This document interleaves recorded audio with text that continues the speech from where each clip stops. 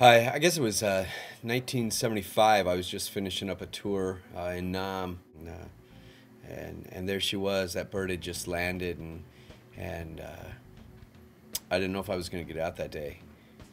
Len Sweet gave up his seat for me. So I said to him, Len, I'm sure we can make room at the end for this young family. And he says, no, trust me, David, this is going to be good. So it's between me and Cruz, and Len says, "You're not cut out for this." And nobody really at that point knew that Risky Business was going to be quite the success that it was anyway. But that's besides the point. And Len says, "I think that you should consider the pastorate." And so I shake hands with Cruz, and well, the rest is history.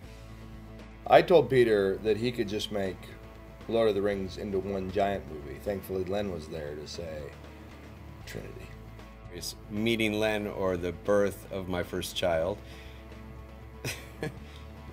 Is this fair?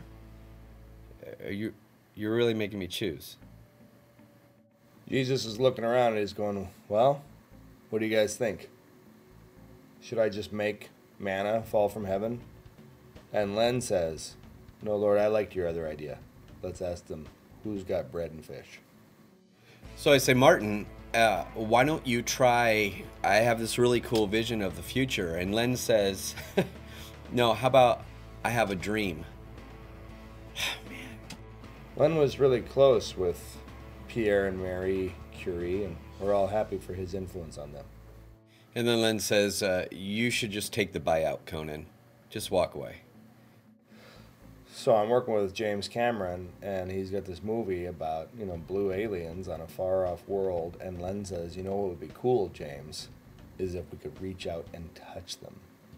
So we're both standing there, and Len says, why don't we cut the child in half?